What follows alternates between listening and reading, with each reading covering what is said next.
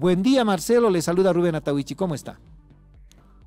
Buenos días, Rubén. Por intermedio suyo, un saludo a todos los que siguen su programa, la radio, prestos para poder conversar este tema que, por cierto, nos ha costado un año y un poco más para que el ministro se haga presente el día de ayer en la Asamblea Legislativa. Un año y un poco más. A ver, cuéntenos, diputado, ¿de qué se trató la interpelación al ministro Eduardo del Castillo? Bueno, Rubén, el año pasado, en mayo, presenté esta interpelación conjuntamente tres colegas de la bancada también de Creemos y Comunidad Ciudadana. En ese marco, las preguntas estaban relacionadas a lo que en su momento se había investigado y descubierto por parte de un periodista chileno, que era la Internación de Autos Robados, estas organizaciones delincuenciales al interior de la policía. Y obviamente, preocupados por el tema, presentamos esa interpelación que en un principio fue pospuesta en 4 oportunidades por el presidente nato del Congreso de manera unilateral. No había cumplido los reglamentos y sobre todo la normativa que señala que debe llevarse a cabo estas interpelaciones, aún existan las solicitudes de permiso por parte de los interpelados. La presión ha sido tal que ya el presidente tuvo que empezar a señalar tantas interpelaciones que habían quedado atrás. Esta la jugó incluso porque puso primero la interpelación del secuestro del gobernador Luis Fernando Camacho, luego la de intervención de los 36 días en Santa Cruz, y esta que era la tercera interpelación de esta nueva etapa, digámoslo así, que inició hace un mes atrás. Nosotros como oposición creo que estamos totalmente satisfechos con el trabajo que hemos realizado, hemos dado una respuesta a la población. Después de 15 años se ha logrado una interpelación con una censura a un ministro, algo que tal vez era improbable hace un tiempo atrás, pero creo que la interpelación tenía un elemento central. Si bien hablaba del caso concreto y el ministro tal vez tuvo la estrategia de dilatar esta interpelación en el tiempo, más bien el tiempo nos dio la razón por todos los sucesos que acompañaron en decisiones malas que tuvieron, por ejemplo, de entregar autos robados por parte del presidente, los autos robados que se encontraron en la Asamblea Legislativa. Y bueno, todo ese escenario desencadena en esta interpelación con un apoyo mayoritario de la bancada del Movimiento al Socialismo, una interpelación que creo yo ha sido más objetiva y se ha sancionado por la falta de conducción en ese ministerio en un tema complejo y que además ha mellado la dignidad de los bolivianos. Así es, finalmente, con el apoyo del ala evista, la oposición ha logrado esta censura del ministro Eduardo del Castillo. ¿Qué connotación política encuentra en esto, diputado? Bueno, yo quisiera hacer primero una diferencia, ¿no? La oposición ha hecho un trabajo de esta interpelación y la censura que habíamos coordinado antes de la misma sesión el día de ayer por un tema de responsabilidad con la población. Consideramos nosotros que en este y otros temas como el narcotráfico no hay una lucha frontal por parte del gobierno y el ministro se constituye pues a partir de la ley que aprobaron en esta legislatura parte del alto mando policial con las responsabilidades que tiene por ser parte de ese alto mando militar y por ser la primera autoridad del Ministerio de Gobierno. Este exministro no ha cumplido los objetivos a los cuales ha sido designado y la posición de la oposición ha sido esa, ¿no? Hacer un voto de censura en base a este tema objetivo. Ahora, el Movimiento al Socialismo ha hecho un cálculo político. Evidentemente hay también una fracción que reacciona en función a tomar el poder, porque hay denuncias de corrupción, de narcotráfico, pero no hay los corruptos, tampoco hay los narcotraficantes, entonces esto es más una movida política, pero en todo caso, más allá de la decisión que toma la bancada del MAS, es un mensaje fuerte al presidente de que hay una asamblea legislativa que ya tiene una posibilidad de mandar mensajes serios y sobre todo por mensajes políticos respecto a las decisiones que toman en el Ejecutivo. Obviamente eso tal vez vaya a generar incluso una fisura mayor en la propia estructura del MAS, pero eso es un análisis que tendrán que hacerlo ellos. Nosotros estamos enfrascados y sobre todo estamos siguiendo este trabajo de fiscalización que es para lo cual nos han elegido. Ahora hay que esperar seguramente la reacción del gobierno. No hay vuelta que dar. Lo que la Constitución dice es que ministro censurado implica ministro destituido, aunque según el fallo del Constitucional es posible que el ministro censurado o algún ministro que sea censurado pueda volver a sus funciones. ¿Qué criterio tiene de esto, diputado? Bueno, yo creo que primero lo que usted señala es totalmente acertado, ¿no? La Constitución dispone que el efecto de la interpelación y la censura, obviamente, es la destitución del cargo, el alejamiento. y desde un punto de vista jurídico tiene la obligación de destituirlo. Primer elemento. Segundo elemento, desde un punto de vista político, yo creo que sería un error garrafal del presidente poder volver a confiar en un ministro que tiene una votación amplia. Yo me atrevo a decir incluso que hay gente que no es parte del ala arevista y que ha votado en contra del ministro por la cantidad de votos que hay, por las personas además que estaban en esa sesión, muchas de ellas suplentes que más bien pertenecían al ala arcista. Por una parte. Por otra, para mí, desde mi punto de vista como abogado, entiendo que el contexto en el cual la expresidenta constitucional Yanine Áñez tomó esa decisión equivocada de volver a designar a un ministro tiene una connotación diferente. No hay que olvidar que no había la ley 1350. Y el Tribunal Constitucional ha determinado de que la Asamblea, en realidad le exhorta a la Asamblea Legislativa a que module el efecto de la censura. Y en tanto no haga aquello, hay una ley todavía que está ahí, por el ende el presidente tiene que cumplirla. Yo más bien lo que creo que debería hacer la Asamblea ya inmediatamente, si es que tendría agenda el presidente Choquehuanca, es más bien modular ese efecto. Quizás no poner 3 años de que no puedan participar, quizás no ser tan rigurosos, pero sí mínimamente no poder ser electo o, mejor dicho, designado en el mismo cargo. Ahora, ¿qué acciones espera? Obviamente la oposición en relación a otros ministros, también hay observados ministros en distintas áreas, si habrá fuerza en la oposición para tener el mismo resultado. Yo creo que tenemos que continuar el trabajo. Yo voy a estar pendiente de las decisiones que tome el Ejecutivo respecto a esta interpelación. Tenemos una clara figura legal de lo que se debe hacer, pero obviamente al haber sido la interpelación ayer estamos a la expectativa de la decisión que tome el presidente.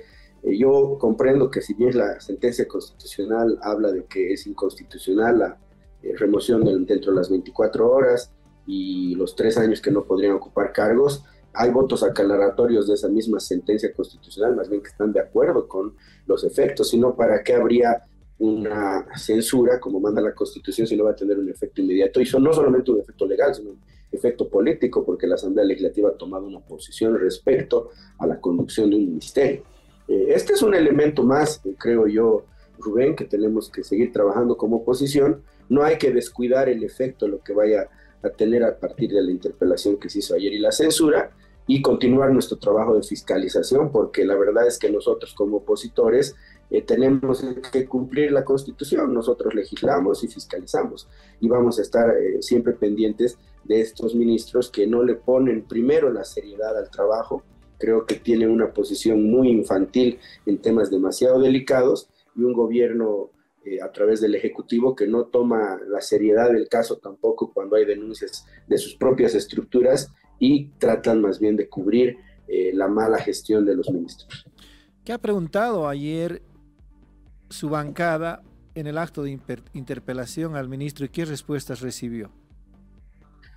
Ambiguas, una falsa construcción de datos para mostrarse que tiene capacidad y tiene conocimiento en el área, pero nosotros habíamos cuestionado a la unidad de IPROVE, y la unidad de IPROVE era la que le proveía de los datos. Para mí fue totalmente irracional la posición del ministro, echando la culpa después a los países vecinos, haciéndonos ver a nosotros como que tenemos una lucha efectiva contra estos delitos. No ha dado ni siquiera la respuesta de dónde están estos policías que en su momento fueron investigados y eran parte de estas redes criminales, y terminó señalando de que en el mundo se roban autos y no es extraño que suceda lo mismo en Bolivia, pero lo que le dijimos fue que puede robarse en cualquier parte del mundo autos, pero no creemos que todos los países le entreguen al primer mandatario un auto para que éste lo entregue y sea robado sin verificarlo con anterioridad.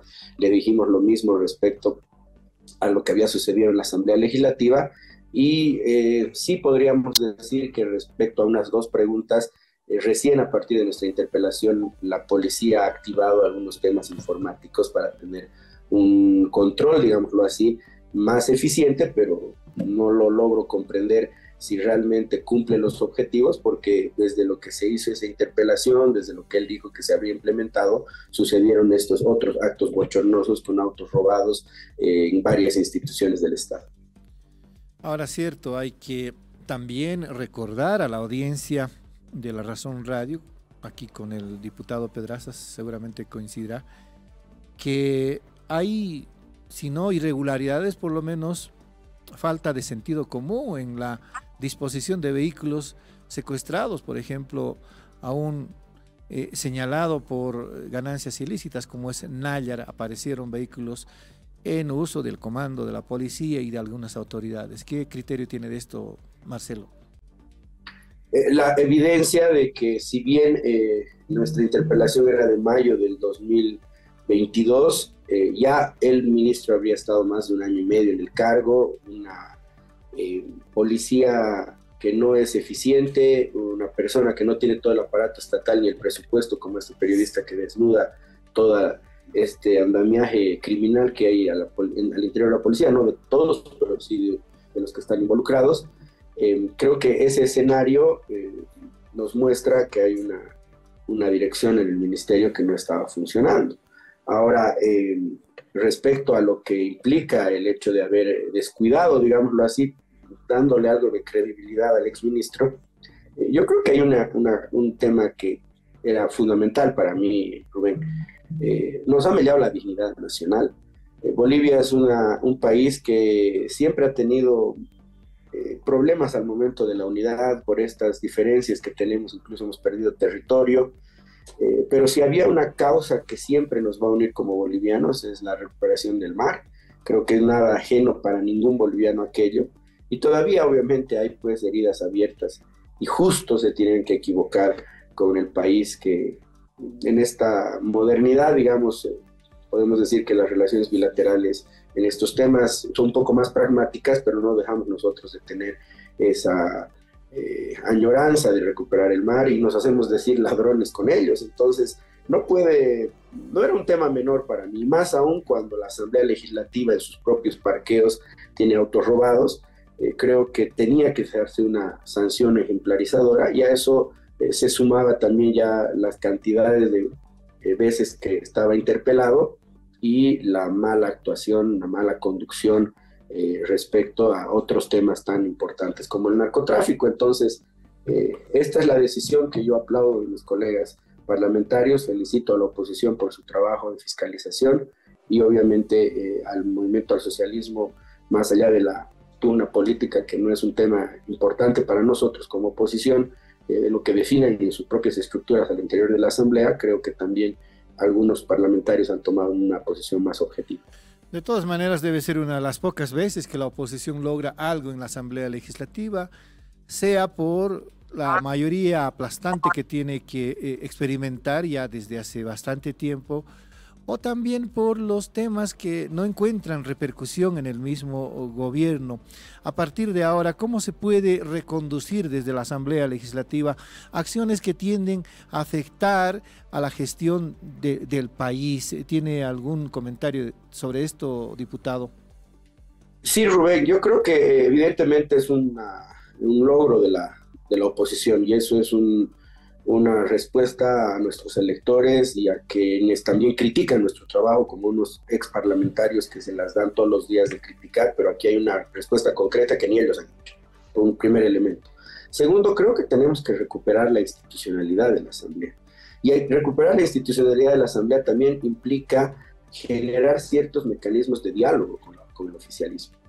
Creo que hay temas que le hacen al país y que deben ser abordados desde un punto de vista objetivo, con una propuesta política, darle una respuesta institucional a la Asamblea Legislativa, empoderar a la Asamblea Legislativa, porque estos últimos 15 años del movimiento al socialismo, la Asamblea ha sido una caja de resonancia del Ejecutivo, mas no ha cumplido su rol constitucional como primer órgano del Estado y la representación máxima de la voluntad popular.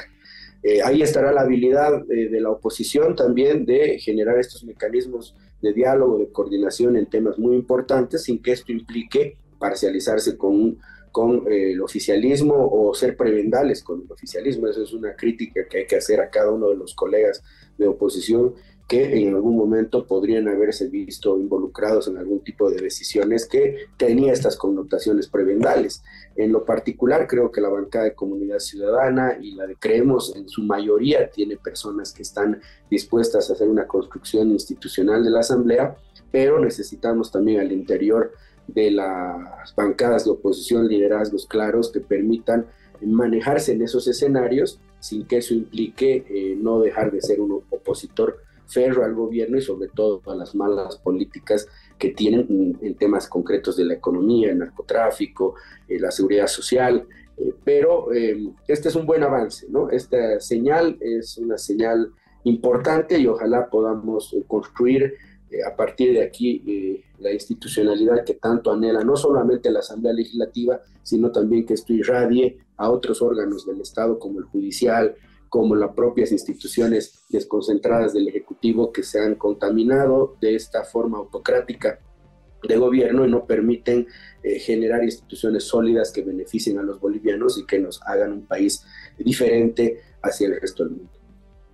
Diputado, quisiéramos creer en la intención que tiene usted y sus correligionarios en sentido de proponer, promover y propugnar en la Asamblea Legislativa un debate, un diálogo, pero sin obligarle o pedirle que haga un mea culpa. También hubo acciones de la oposición que rayaron hasta en el bochorno, como por ejemplo de las sesiones magnas que hubo del 6 de agosto del año pasado, el anteaño pasado, cuando se mostraron ante el presidente del Estado de espaldas o en su caso silbatina.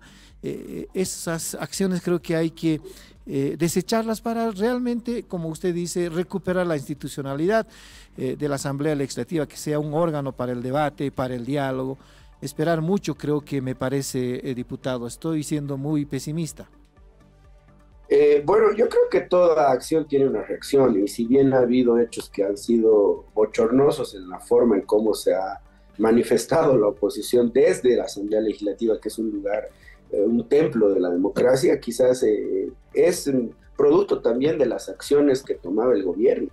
Un gobierno que no comprende que hay una composición política diferente a la del 2016, hay un proceso tan traumático que hemos vivido los bolivianos en el 2019 y a partir de ahí obviamente tienen que también lecturar el oficialismo en qué coyuntura y en qué momento político estamos.